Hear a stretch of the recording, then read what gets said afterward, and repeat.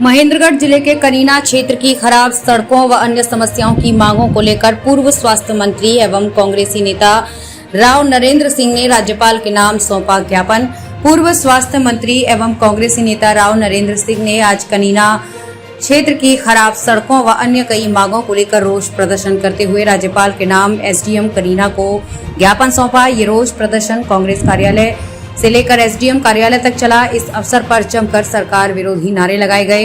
इस अवसर पर राव नरेंद्र सिंह ने कहा, सड़कों की हालत बेहद जर्जर हो चुकी है। सड़क में गड्ढे हैं या गड्ढों में सड़क, ये कहना मुश्किल है। सड़कों की हालत खराब होने के चलते आए दिन कोई न कोई जनहानि हो रही है। उन्होंने कहा कि सरकार एक तरफ विकास की बात करती है, वहीं दूसरी तरफ केवल दिखावे के अलावा धरातल पर कोई काम नजर नहीं आता है। उन्होंने कहा कि क्षेत्र में भूजल स्तर करीब 400 फीट नीचे चला जाने के चलते रात में भी फसलों की सिंचाई करने के लिए किसान मजबूर हैं। इस क्षेत्र में सोलर कनेक्शन कामयाब नहीं है, मगर मौजूदा सरकार ट्यूबवेल कनेक्शन लेने के लिए सोलर कनेक्शन के लिए किसानों को बाध्य कर रही है, जिससे क्षेत्र के किसानों में रोष है। यही नहीं, Narnaul Ambala national highway 152D पर सहगल बाघोद के बीच दोनों तरफ चढ़ने उतरने की एंट्री एग्जिट न होने के चलते करीब 40 गांव के लोग इससे बेहद परेशान हैं।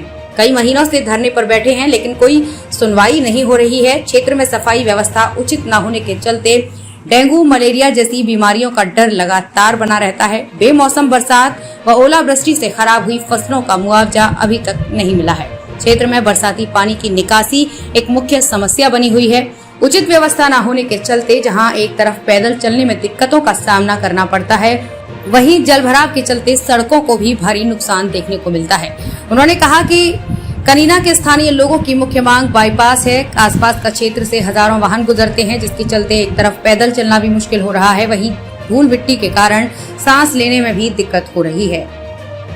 सबसे बड़ी मांग तो जो कनीना की जो सड़कों की हालत है, चाहे कनीना कस्बे की बात हो चाहे आसपास गांव की बात हो, एक नहीं है, कम से कम 10 बातें मैंने लिखी है। आपको हम कॉपी भी उसकी देंगे। पूरे कनीना के अंदर सड़कों का बुरा हाल है। सड़कों में गड्ढे नहीं है, बल्कि गड्ढों में सड़क है। और आसपास गांव के अंदर भी उन गांवों की सड़कों का बुरा हाल है, चाहे वो आपका सेलंग से शाना पोता तक की हो, चाहे सीहोर तक की हो, चाहे रामबास तक की हो, जो भी हमने उसको विस्तार से लिख करके हम आपको कॉपी भी देंगे आपको। एक तो ये मुख्य बात थी। एक हमारे किसान भाई, इस इलाके के भाई 100 दिन से ज्यादा समय हो गया 152D पे कट के लिए धरना दे करके बैठे हैं, और मैं समझता हूं सभी जनप्रतिनिधि उसमें आए हैं, उस आवाज को दिल्ली चंडीगढ़ तक पहुंचाया, लेकिन सरकार के कोई इस बात का असर नहीं है आज तक। हम चाहते हैं अविलंब तुरंत उसको माना जाए और उनकी जायज मांग है उसको समर्थन देना चाहिए, खोल देना चाहिए। लोगों के लिए क्या फर्क पड़ता है। एक किसान भाइयों का जो मुआवजा, जो बेमौसमी बारिश से ओलावृष्टि फसल बर्बाद हो गई थी, उसके लिए अब तो किसान चक्कर लगा रहे हैं, चाहे बीमा कराए हुए लोग हो चाहे बिना बीमे वाले लोग हो। कभी सरकार पोर्टल की बात करती है, कभी किसी की बात करती है। सरकार के पास रेवेन्यू डिपार्टमेंट है, पहले भी होती रहती थी, पटवारी भाई वगैरह सारे है, उनको सर्वे करते हमेशा पता है किस गांव में कितना नुकसान हुआ है, उनको अविलंब मुआवजा मिलना चाहिए। तो इस तरह से जो जरूरी इस इलाके की बात थी, एक सोलर के कनेक्शन की बात, किस बड़ी शिकायत आई है कि जिन लोगों की अप्लाई किया हुआ था और बिजली के कनेक्शन के लिए अप्लाई किया था, अब सरकार की तरफ से सर्कुलर आ गया उसमें कि आपको केवल सोलर कनेक्शन लेना पड़ेगा। जहां पानी बहुत नीचे ज्यादा गहरा है तो वहां सोलर कामयाब नहीं होगा, 12 महीने भी कामयाब नहीं हो सकता। इसके लिए लोग भी आवाज उठा रहे हैं। हमारी पार्टी के वरिष्ठ नेता आदरणीय हुड्डा साहब, उदय भान जी, दीपेंद्र जी, हम सब लोगों ने भी आवाज उठाई है। आज इस ज्ञापन में हमने उस बात का भी जिक्र किया है। तो इस तरह से हम चाहते हैं कि इस इलाके की जो बातें हैं वो हम सरकार महामहिम राज्यपाल जी के पास भेजें, ताकि सरकार को पता हो और आप लोगों की आवाज पहुंचेगी मीडिया की, ताकि इस इलाके के साथ जो भेदभाव मौजूदा सरकार ने किया हुआ है वो भेदभाव खत्म हो सके और इस इलाके को न्याय मिल सके। जी, कांग्रेस पार्टी की तरफ से भी जिस प्रकार से कल भी ज्ञापन दिया गया था, अभी तो कहीं न कहीं गुटबाजी इस चीज को लेकर नजर आ रही। देखिए, ऐसा नहीं है, कोई गुटबाजी नहीं है। सभी साथी जो भी जिसको दिल में महसूस होता है, अभी भी कोई बात उठा सकता है।